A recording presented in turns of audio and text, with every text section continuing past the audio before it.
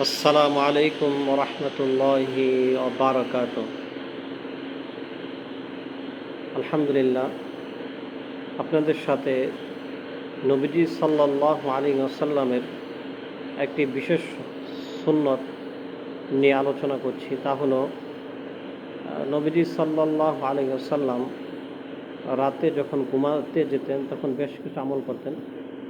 সবগুলো দীর্ঘ আলোচনা সাপেক্ষ, তাই সব বিষয় বলছি না। তার মধ্যে একটি ছোট এবং আমাদের জানাশোনার মধ্যে একটি আমলের কথা আপনাদের সাথে শেয়ার করছি। এই হাদিসটি বুখারী শরীফে বর্ণিত হয়েছে এবং হাদিসটি বর্ণনা করেছেন নবীজি সাল্লাল্লাহু আলাইহি ওয়াসাল্লামের প্রিয়তমা স্ত্রী আম্মা জান আয়েশা সিদ্দিকা রাদিয়াল্লাহু তাআলা আনহা।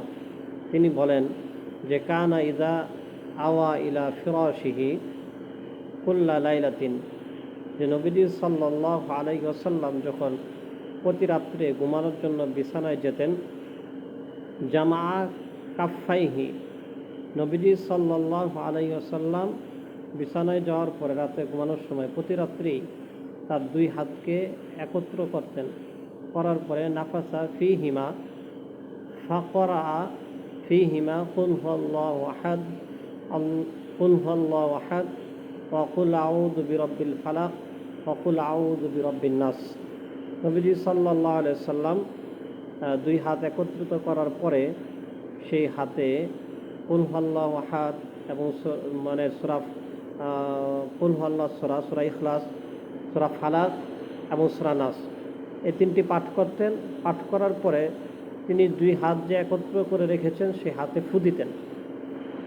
ফু দেওয়ার পরে আয়েশা রাদিয়াল্লাহু আনহা বলেন যে নবীজি সাল্লাল্লাহু আলাইহি ওয়াসাল্লাম ফু দেওয়া হাতে ফু দিয়ে নবীজির পুরা শরীরে যতটুকুন সম্ভব হাত যতটুকুন যায় সর্বত্র নিজে এরকম হাত বুলিয়ে দিতেন, হাত দ্বারা মুছে দিতেন। এবং হাদিসের শেষ অংশে আয়েশা রাদিয়াল্লাহু আনহা বলেছেন যে ইয়াফআলু যালিকা সালাসা মাররাত, যে নবীজি সাল্লাল্লাহু আলাইহি ওয়াসাল্লাম এমনটা তিনবার করতেন। অর্থাৎ নবীজি বিছানায় গিয়ে প্রতি রাত্রেই সূরা ইখলাস, সূরা ফালাক এবং সূরা নাস, এই তিনটি সূরা পাঠ করতেন, হাতে ফু দিতেন, এই হাত সমস্ত শরীরে মুছে দিতেন। এরকম আমলটা নবীজি সাল্লাল্লাহু আলাইহি ওয়াসাল্লাম তিনবার করতেন। যেহেতু হাদিসে নবীজি সাল্লাল্লাহু আলাইহি ওয়াসাল্লাম এমনটা করার কথা এসেছে এবং হাদিসের সবচেয়ে নির্ভরযোগ্য কিতাব বুখারী শরীফে বর্ণিত হয়েছে, সেজন্য কতিপয় মুহাদ্দিস এটাকে নবীজি সাল্লাল্লাহু আলাইহি ওয়াসাল্লামের রাত্রিকালীন সুন্নতের অন্তর্ভুক্ত করেছেন।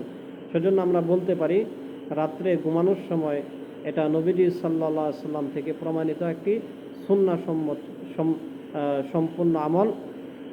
আল্লাহ সুবহানাহু ওয়া তাআলা আমাদেরকে রাতে ঘুমানোর সময় এই আমলটা করার তৌফিক দান করুন।